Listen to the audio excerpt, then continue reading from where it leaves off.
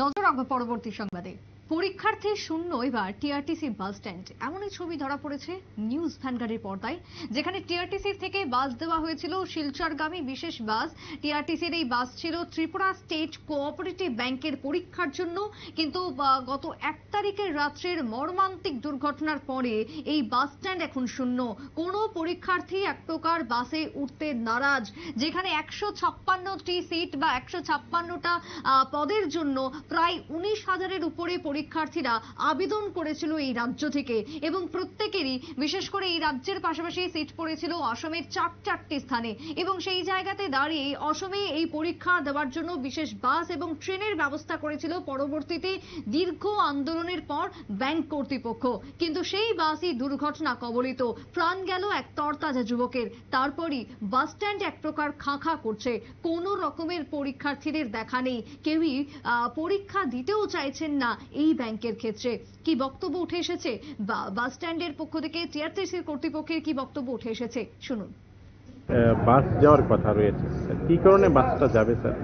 বাসটা যাবে ত্রিপুরা স্টেট কোঅপারেটিভের একটা অনলাইন পরীক্ষা আছে, পরীক্ষার জন্য পরীক্ষার্থীদের নিয়ে যাওয়া হবে। স্যার এটা কবে যাবে স্যার? এই তো আজকে 3 তারিখ 8টায় রওনা দেবো আমরা এখান থেকে। স্টুডেন্ট যা হয় তাদেরকে নিয়ে যাব। আর এখন পর্যন্ত তো এখনো একজনও আসেনি, রিপোর্টও করেনি। তার জন্য আমরা দেখি আমবাসা থেকে যদি উঠে বা ধর্মনগর থেকে উঠে, সারা ত্রিপুরায় যারা আছে কোঅপারেটিভ ব্যাংকের থেকে তো জানিয়ে দেওয়া হয়েছে। তারপরেও আমরা বাস নিয়ে যাচ্ছি, যারা রাস্তায় থাকবে ও ওয়েট করবে, তারা তাদেরকে নিয়ে যাব। এখনো পর্যন্ত কি আপনাদের সঙ্গে কেউ যোগাযোগ করেছে বাসে যাওয়ার জন্য? বাসে যাওয়ার জন্য আমবাসা থেকে কিছু স্টুডেন্ট যোগাযোগ করেছিল। তারপর আমি আজকে সকালে ওদেরকে ফোন করেছি যে তোমরা রেডি হয়ে থাকো, আমরা 8টায় রওনা দেবো। তো ওরা বলছে যে আমরা ট্রেনের টিকিট কেটে নিয়েছি, আমরা যাব না। স্যার এখনো পর্যন্ত যে কোনো ছাত্রছাত্রী আসেনি, তার পিছনে কি কোনো কারণ রয়েছে স্যার?